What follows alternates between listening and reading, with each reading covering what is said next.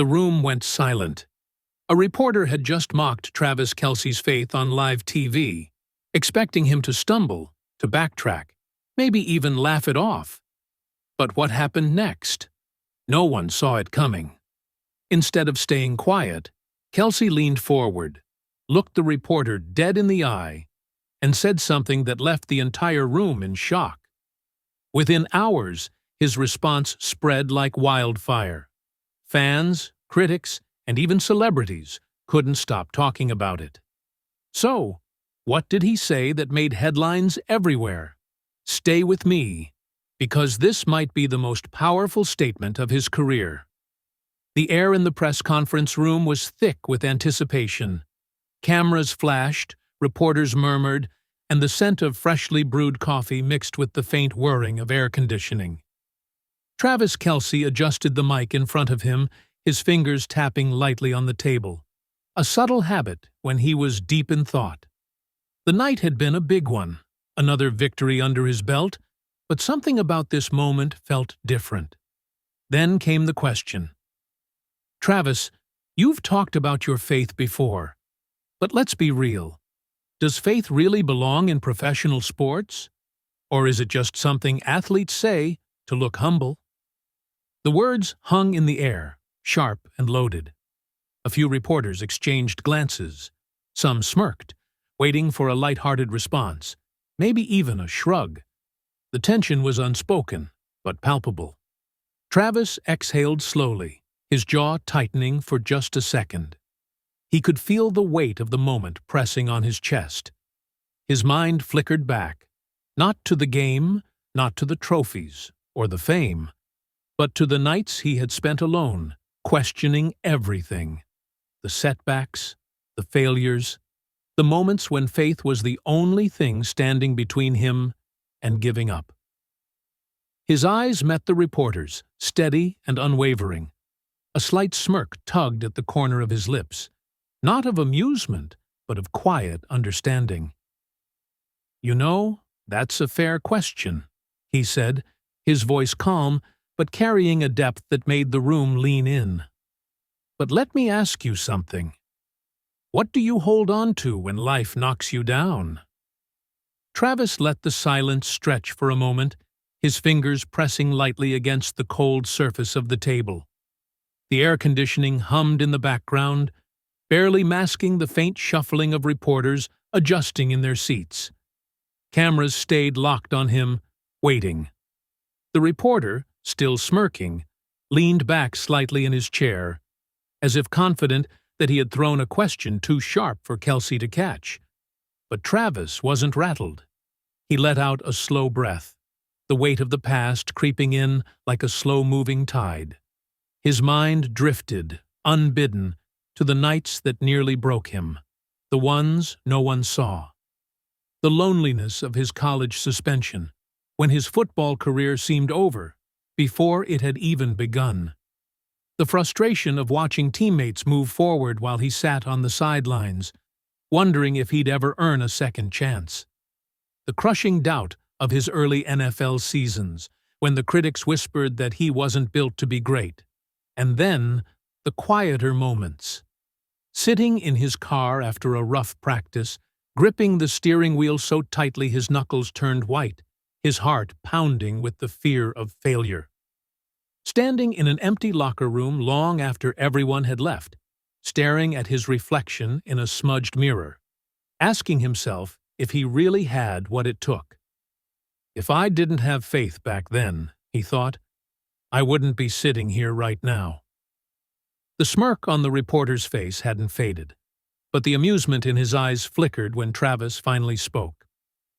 "You know, I've been asked a lot of questions in my career. Some tougher than this," Travis said, his voice steady.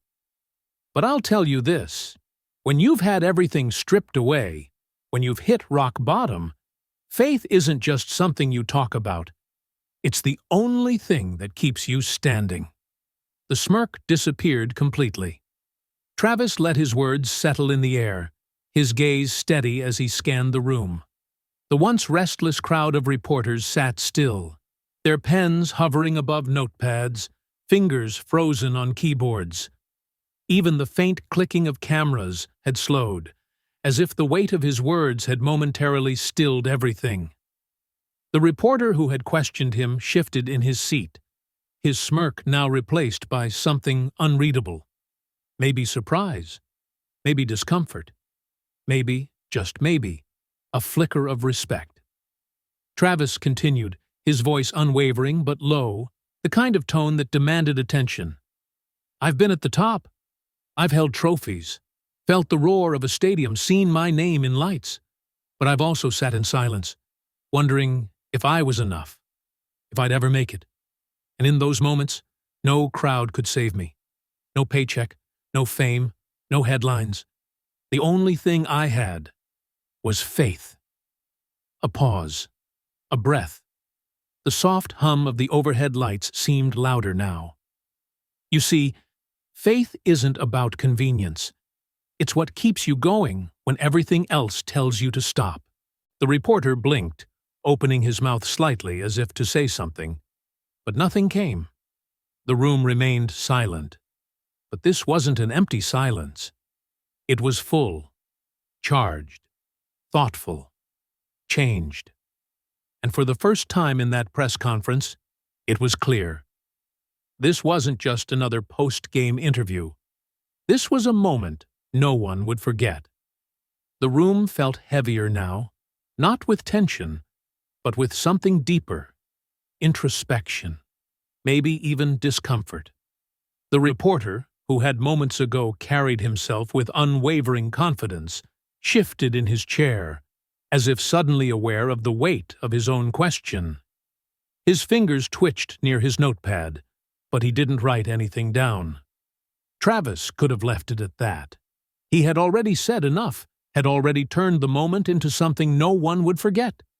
But something inside him wouldn't let him stop there. This wasn't about winning an argument. It wasn't about shutting someone down. It was about something bigger. He leaned forward slightly, his voice softer now, but somehow carrying even more power. "And you know what?" He looked directly at the reporter, not with challenge, but with something unexpected, understanding. "I don't know your story. I don't know what you've been through. But I do know this. Everyone goes through something. And when you do, I hope you have something to lean on, too." A flicker of emotion crossed the reporter's face, just for a second.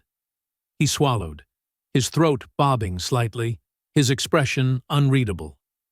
The room, so often filled with the chaotic energy of overlapping questions and hurried voices, was silent. A quiet murmur finally rippled through the crowd. Some reporters exchanged glances, their pens scratching hurriedly across their notepads. Others just sat there, absorbing what had just happened. Travis didn't wait for a reply. He didn't need one. He simply offered a small, knowing nod before leaning back in his chair. He wasn't trying to win the moment. He was just speaking the truth. And that was enough. The murmur in the room faded as Travis leaned back, his words still hanging in the air like an echo that refused to die. The overhead lights buzzed softly, casting a faint glow over the polished table, where a few microphones stood like silent witnesses to what had just unfolded. The reporter, still gripping his pen, seemed unsure whether to look at Travis or down at his notes. His confidence from earlier had shifted, no longer the smirking instigator, but someone forced to rethink his stance. Travis let his gaze wander for a second, not out of hesitation, but as if he was giving space for the weight of the moment to settle. He wasn't angry. He wasn't defensive. He had spoken from experience, from a place that no stat sheet or highlight reel could ever capture. The silence stretched, thick and expectant. Then, a voice, another reporter, this time softer, almost hesitant.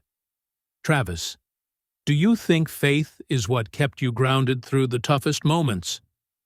He exhaled, a small smile tugging at the corner of his lips. "Every single time." His voice was steady, sure, Without it, I wouldn't be sitting here today." And just like that, the press conference was no longer about football. It was about something far greater. If this moment moved you, drop a comment below. What keeps you grounded in tough times? And don't forget to like, share, and subscribe for more powerful stories that inspire and challenge the way we see the world.